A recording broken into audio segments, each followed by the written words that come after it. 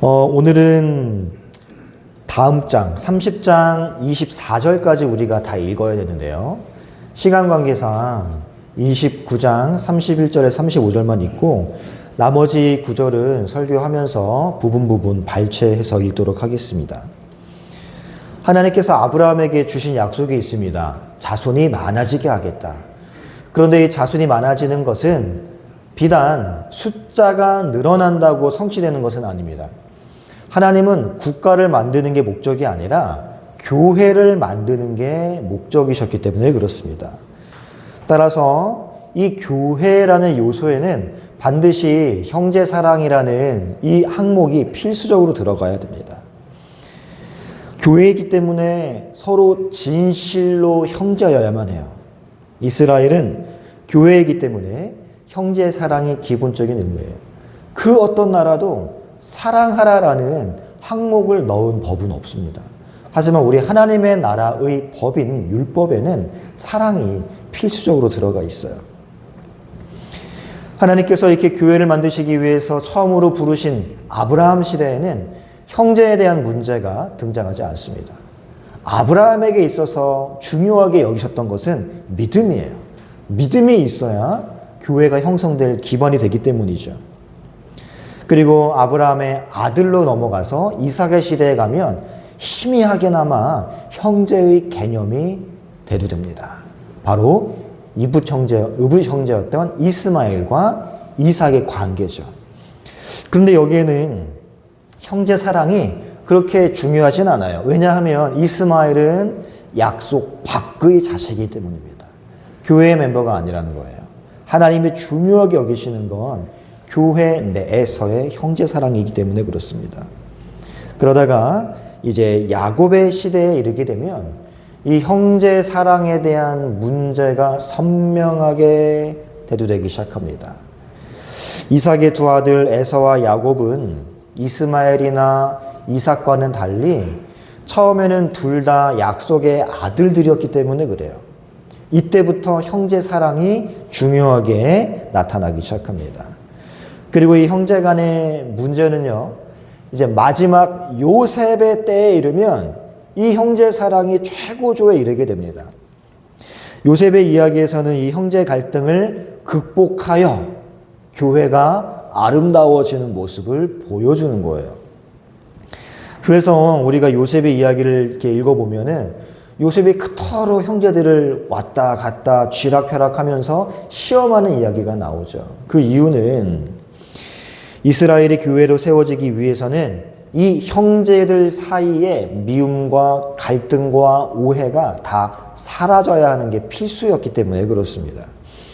이러한 전체적인 창세기의 맥락 안에서 오늘 우리가 읽은 본문 이야기야말로 그 하나님이 원하시는 교회, 아브라함에게 약속하셨던 교회, 그 교회를 형성하기 위한 기본적인 기틀이 되는 12 아들의 출생 이야기이기 때문에 그렇습니다. 그래서 이 이야기에는 반드시 교회의 기틀 형성 이야기이기 때문에 형제의 사랑이라는 주제가 강하게 나타나는 거예요. 물론 오늘 본문에서 하나님이 너희들은 사랑하라 라는 명령을 주진 않지만 성령께서는 형제 사랑이 얼마나 중요한지를 오늘 본문을 통해서 우리에게 말씀하고 계십니다. 자, 오늘 본문 이야기는 단순히 야곱의 네 부인, 그러니까 레아와 라헬과 각각의 첩을 통하여 아들을 낳는 장면인데 단순히 이 출생 기록을 말하고자 함이 아니에요. 보시면 뭐 누가 누구를 낳고 누가 누구를 낳고 10개월 1년이라는 기간이 그냥 한 절로 훅훅 지나가 버립니다. 하나님이 중요하게 여기시는 거는 이 아들들 이름을 통하여 우리에게 주시고자 하는 메시지예요. 어떤 집에서 자식을 얼마나 낳았나 이 문제가 아닙니다. 이스라엘 나라의 교회의 근간을 형성하는 교회의 시초 이야기이며 그 안에서 아들의 이름을 통하여서 우리에게 무엇을 말하고자 하는 바가 있습니다. 그것은 바로 형제 사랑이에요. 이들이 교회이기 때문에 그렇습니다. 야곱은 형 에서와 화목하지 못한 사람입니다. 물론 에서가 경건한 사람이 아니고 땅의 사람이었지만 니무롯의 버금가는 묘사를 할 정도로 땅의 사람이었지만 그럼에도 에서는 처음에는 언약의 울타리 안에 야곱과 함께 들어가 있던 사람이었습니다. 따라서 야곱은 교회로서 형제와 불화한 문제를 해결하지 못한 인물로 그려지고 있습니다. 야곱의 시기에는 그것을 해결하지 못한 상황에서 교회의 기틀이 될 12아들을 낳습니다. 그런데 야곱의 두 부인 레아와 라헬 역시 이 형제 사랑의 문제를 내포하고 있는 친자매들이었어요. 오늘 본문에 보시면 이 친자매들이 하나님의 언약 백성의 기틀이 되는 12아들을 낳는 상황에서 마치 원수처럼 서로 다투고 있는 모습을 봅니다. 큰 민족을 이루겠다라고 하신 하나님의 약속이 성취되기 위해서 12아들이 필요하고 이 12아들은 교회로서 올바른 형제관계가 요구되는데 이 12아들이 생기는 과정을 보면은 거기에는 사랑이란 찾아볼 수가 없습니다. 그러면 형제 사랑 대신 형제 간의 싸움이 있게 된 원인이 무엇입니까? 일단 에서와 야곱이 왜 불화하게 되었습니까? 레아와 라헬은 왜 지금 불화하고 있습니까? 똑같은 이유예요. 에서와 야곱은 바로 장자권이죠. 한마디로 하늘의 복을 얻기 위한 싸움이었습니다. 서로 차지하겠다라고 싸운 것이죠. 그러면 레아와 라헬은 지금 왜 경쟁하고 있나요? 하나님 나라의 그 복을 상속할 아들을 얻기 위해 싸우고 있는 거예요. 족장의 역사는 교회가 어떻게 형성되고 있는가를 보여주고 있지만 이 교회 형성 과정을 보면은 형제 사랑이라는 아름다움 가운데 이루어지지 않고 있습니다. 형제 간의 사랑을 통해 교회가 형성되는 대신에 지독한 시기가 있고 서로 질투하는 모습이 보이고 갈등을 통해서 빚어진 교회의 초기 멤버인 12형제의 등장이 오늘 본문에서 하나하나 소개되는 거예요. 여러분, 물론 라헬과 레아는 기본적으로 하나님을 아는 자들입니다. 신앙적인 태도를 갖고 있어요. 그래서 이름을 지을 때 하나님, 여호와 이렇게 언급은 하지만 그러한 언급이 무색할 정도로 그들의 출생 경쟁에는 인간의 탐욕과 치정이 문제의 핵심으로 대두되고 있습니다. 하나님이 언급도 되고 찬양도 있지만 핵심은 시기, 질투로 얼룩진 경쟁과 투쟁으로서의 자녀 출생기예요. 하지만 이게 하나님의 교회가 된다는 거죠. 오늘 우리가 읽은 29장 31절로 35절까지는 첫째 부인인 레아에게서 처음 태어난 아들들이 나오고 있습니다. 이름은 르우벤과 시므온과 레위와 유다예요. 그런데 레아에게 먼저 아이가 생긴 이유를 31절에 이렇게 이야기를 합니다. 여호와께서 레아가 사랑받지 못함을 보시고 그에게 긍휼을 베풀어 주신 거예요. 그래서 레아의 태를 먼저 열어주신 겁니다. 하지만 라헬은 자녀가 없었대요. 레아가 사랑을 못 받으니까 하나님이 그에게 자식을 주셨고 반대로 라헬에게는 태문을 여지 않으신 겁니다. 이렇게 레아에게 먼저 아들을 주신 일이 이상하게 불행의 시작이 됩니다. 언니와 함께 유업을 같이 이어가야 할 라헬의 질투의 활시위를 당긴 거예요. 라헬은 여호와의 기업을 받아서 교회를 형성하는 일에 있어서 하나님이 원하시는 방법대로가 아니라 자신의 질투심을 해결하는 식으로 접근하기 시작합니다. 30장 넘어가서 1절과 2절을 보십시오. 30장 1절과 2절. 자, 여러분 29장 31절에 보시면 주어가 누구예요? 여호와입니다. 레아에게 아이가 생긴 건 하나님께서 하신 일이에요. 그렇다면 30장 넘어가서 라헬이 참 신자라면 이 여호와께서 레아에게 행하신 일을 보고 어떤 반응을 해야 됩니까? 아멘 해야 돼요. 아멘. 그리고 레아에게 태를 허락하신 여호와를 찬송해야 마땅합니다. 이게 교회의 마땅한 모습이에요. 교회에 한 지체가 좋은 일이 생겼어요. 그러면 축복해주고 축하하고 함께 기뻐해야죠. 하지만 라헬은 그렇게 하지 않습니다. 냉큼 남편에게 달려가서 말해요. 내게 자식을 낳게 하라. 여러분, 라헬은 아이를 못 낳았지만 레아는 낳았어요. 그 말은 야곱에게는 문제가 없다란 말이에요. 상식적으로 보아도 불임의 원인은 라헬에게 있을 확률이 매우 높습니다. 하지만 라헬에게는 태문을 열어주시는 하나님의 주권도 필요 없고 자신이 잉태를 하지 못하는 상황도 필요 없습니다. 라헬은 그저 야곱에게 쏟아내는 거예요. 나로 아이를 낳게 하라. 그랬더니 야곱이 뭐라고 대답합니까? 그대를 임신하지 못하게 하시는 이는 하나님이시다. 내가 하나님을 대신하겠느냐.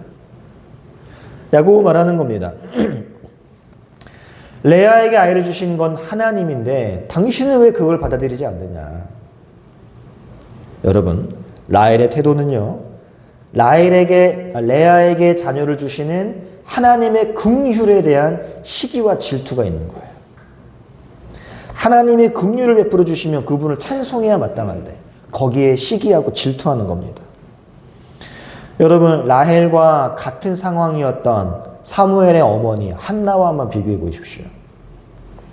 한나도 남편에게 사랑을 엄청 받았지만 자식이 없었습니다. 그런데 한나는 어떻게 합니까? 하나님 앞에 달려가서 하나님 앞에 무릎 꿇고 하나님 앞에 통곡하며 기도합니다. 하지만 라헬은 하나님 앞에 가서 엎드린 게 아니라 남편에게 달려가서 생떼를 쓰는 거예요. 이것은 무엇을 보여줍니까? 야곱과 에서가 그랬듯이 라헬과 레아 역시 하나님의 나라를 기업으로 얻는데 하나님의 그 복을 이어받는 데 있어서 하나님의 뜻을 전혀 개의치 않았다라는 겁니다. 그리고 성경은 태어난 자식들의 이름과 그 이름을 짓게 된 두 여인들의 태도를 우리에게 소개합니다. 먼저 레아의 내 아들의 이름을 보겠습니다. 29장으로 넘어가 보시면요. 이제 루벤이 나옵니다. 루벤은 보다라는 뜻의 라라는 단어와 아들이라는 뜻의 벤이 합쳐진 거예요. 그래서 라와 벤이 합쳐져서 루벤이 된 겁니다. 이걸 해석하면은 보라, 아들이다 이거예요. 공포하는 거예요. 누구에게 공포하는 걸까요? 야곱에게 공포하는 겁니다. 당신 나 사랑하지 않았지? 봐봐, 아들이야. 이제 당신은 날 사랑하겠지? 이거예요. 그리고 32절 하반절을 보시면 레아는 이렇게 이야기합니다. 여호와께서 나의 괴로움을 돌보셨으니 이제는 내 남편이 사랑하리로다. 그러니까 아들을 낳으면서 그녀의 모든 관심사가 어디를 향해 있어요? 남편을 향해 있습니다. 둘째 아이, 셋째 아이도 보시면 레아의 남편을 향한 욕망이 들어있어요. 둘째는 시므온입니다. 시므온은 여러분이 잘 아시는 단어예요. 쉐마라는 단어. 이스라엘아 들으라 할 때 쉐마라는 단어가 시므온에 쓰인 겁니다. 그래서 시므온의 이름은 들으셨다라는 뜻이에요. 그리고 33절을 보시면 이렇게 이야기하죠. 여호와께서 자기가 남편의 사랑받지 못함을 들으셨다. 그러니까 하나님께서 나의 상황을 감찰하시고 권고하셔서 아들을 주셨는데 결국에는 누구를 향해 있어요? 남편을 향해 있어요. 그 마음이. 셋째는 레위입니다. 뜻은 연합하다예요. 누구와의 연합을 소망하는 이름일까요? 남편과의 연합입니다. 허구한 날 예쁜 라헬만 부르니까 자기는 의기소침한 거예요. 외롭고. 그래서 이제는 남편이 나와 연합할 거야 라는 소망으로 레위라는 이름을 짓고 있습니다. 레아는 계속 여호와를 언급하면서 아들의 이름을 짓고는 있지만 그의 핵심은 누굴 향해 있습니까? 남편을 향해 있어요.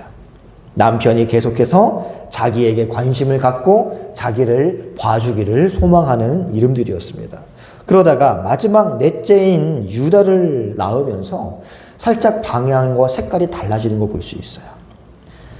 앞에 세 아들은 다 남편을 향한 이름이었다면 넷째는 이제는 여호와를 찬송하리로다.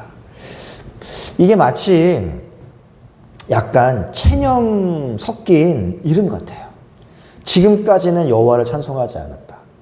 지금까지는 나는 남편을 앙망하고 남편만이 나의 소망이었는데 이제 그래도 남편이 나를 꽂아놓은 보리자루처럼 찬밥 취급하니까 이제 포기하는 것 같습니다. 이제는 여호와를 찬송하겠다. 남편에 대한 기대로 셋을 낳았지만 넷째를 낳으면서 이제 여호와를 찬송했다라는 거예요. 그러니까 넷째만 남편을 향한 욕망의 색깔이 들어있지 않은 이름입니다. 그 다음에 이제 30장에 가보시면 야곱에게 여호와고 뭐고 성을 내었던 라헬이 더 안 좋은 선택을 합니다. 라헬은 사라처럼 하나님이 내 육체를 통해 아들을 주시지 않아? 그러면 내가 가만히 있지 않을 거야. 나도 나만의 방법을 찾을 거야. 하며 행동을 합니다. 그래서 사라가 하갈을 첩으로 아브라함에게 준 것처럼 라헬은 자기 첩을 야곱에게 후처로 주죠.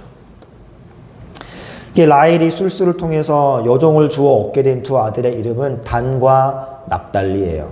단은 그가 재판하신다라는 이름입니다. 그가 심판하신다. 그리고 납달리는 경쟁이라는 의미가 있어요. 라헬이 여종 비라를 통해서 낳은 두 아들에게 이제 지은 이름에는 철저하게 라헬의 동기가 숨어 있습니다. 그녀는 레아를 경쟁 관계로 보고 있으며 자기가 이기고 싶은 거예요. 그녀는 비록 야곱에게 사랑을 받고 있긴 하지만 아들을 낳지 못했기 때문에 자기가 그 하나님의 나라의 복의 법적 상속자가 되지 못할 거다라고 걱정하고 있는 겁니다. 그래서 재판 용어를 통해 내가 이겼다, 내가 재판에서 승리했다라고 말하고 싶은 거예요. 그 마음을 아들의 이름에 넣어서 지은 겁니다. 그리고 14절 이하를 보시면요, 이제 레아가 아들 루벤이 들에서 구해온 합판채가 나오는데 이 합판채가 뭐냐면 최음제 역할을 하는 식물입니다. 당시에는 굉장히 구하기 힘든 귀한 식물이었어요. 그래서 이거를 가지고 있으니까 라헬이 임신에 좋다고 하는 이 합판채를 언니에게 달라고 이야기합니다. 레아는 그것을 라헬에게 주고 내가 이걸 줬으니 이제 오늘 밤 야곱은 내 거야 라고 남편과 동침할 권리를 얻죠. 이렇게 해서 레아는 두 아들과 딸 하나를 낳게 됩니다. 먼저 몸종 실바를 통해 낳은 두 아들은 갓과 아셀이에요. 갓은 복되다, 그리고 아셀은 기쁘다라는 뜻이고요. 그리고 합판채로 야곱을 사서 낳은 아들은 이사갈입니다. 말 그대로 값을 주었다라는 뜻이에요. 각각의 상황에 맞는 이름 다 지은 것이죠. 그 뒤에 낳은 아이가 수불론인데 이제 남편이 나와 함께 살 것이다. 그리고 레아의 모든 자녀의 끝으로 낳은 딸이 이제 디나인데 디나는 재판과 공이라는 의미입니다. 그러니까 앞에서 라헬이 재판에서 자기가 승소했다라는 이름을 지었다고 이야기했죠. 그랬는데 자녀를 모두 낳고 난 마지막 레아 역시 동일한 재판용어로 오히려 자신이 재판에서 이겼다라고 말을 하는 거예요. 그러니까 레아가 보니까 잉태치 못하던 라헬이 아이를 또 낳네요. 그러니까 레아가 또 자기가 이제 쫓기는 느낌이 든 거예요. 그래서 마지막에는 라헬 너가 아니라 레아인 내가 재판에서 승리한 거야. 이런 식으로 경쟁 구도 속에서 이름을 짓는 모습이 나타납니다. 이 자녀의 생산의 이야기의 끝은 이제 라헬이 처음으로 자녀들의 이름과 관련하여 하나님의 이름을 부르는 것으로 끝이 납니다. 그게 뭐냐면 요셉이에요. 요셉을 낳을 때 23절에서 라헬이 이렇게 이야기합니다. 하나님이 나의 부끄러움을 씻으셨다. 그러니까 이 요셉에만 이제 하나님과 관련된 진실한 이름이 들어간 거죠. 어쩌면 이제 마지막에 경쟁적으로 자녀 낳기 시합을 하다가 라헬이 마지막에 뭔가 깨달은 게 아닌가 정도만 추측할 수 있습니다. 자, 이렇게 대략적으로 우리가 야곱의 12아들들이 태어나는 과정을 살펴봤는데 여러분 어떠세요? 우리가 이 전체 내용을 보면서 발견하는 게 무엇이어야 하겠습니까? 여러분 기본적으로 라헬은 신앙적이진 않았습니다. 마지막에 하나님과 관련해 이름을 짓긴 했지만 그녀의 모습을 보면은 시기와 질투로 얼룩져 있어요. 라헬은 언니를 질투했고 하나님이 긍휼히 여겨서 주신 레아의 아들들을 보고 경쟁심으로, 투쟁심으로 아이를 낳으려 했습니다. 이것이 여종을 주어 아들을 낳게 하는 잘못으로도 이어졌고 그녀가 짓는 이름들 속에 고스란히 반영되었습니다. 그렇다고 레아라고 해서 그렇게 훌륭한 신앙을 보인 것도 아니에요. 분명히 아들들의 이름에서 계속해서 나타나는 레아의 태도는 라헬보다는 훨씬 신앙적입니다. 하지만 그렇다고 해서 그녀가 계속 신앙적인 모습을 견지한 것은 아닙니다. 레아 역시 첫 네 아들에서 여호와를 경외하면서도 결국에는 남편을 향한 욕망을 내비치는 이름을 지었고요. 나중에는 합한체를 통해서 남편을 샀다라고 하면서 이제 라헬과 경쟁하는 모습까지 보입니다.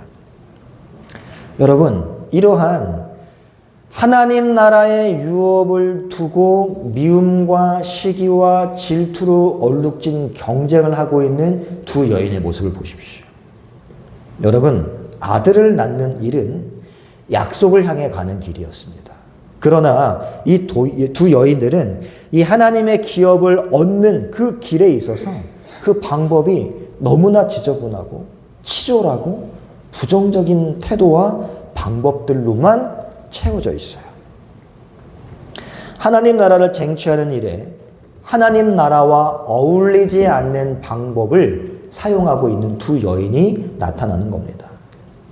여러분, 아브라함과 사라가 이스마엘을 출산한 것, 이삭이 하나님의 말씀을 거스르고 자기 뜻대로 에서에게 복을 주고자 한 것, 야곱이 하늘의 복을 자신의 방법대로 자신이 원하는 때에 쟁취하려고 하는 것, 라헬과 레아가 하나님의 복을 상속받을 아들을 낳기 위해 서로 치열하게 경쟁하고 시기하며 질투한 것, 이 모든 사건들이 무엇을 보여주는 걸까요?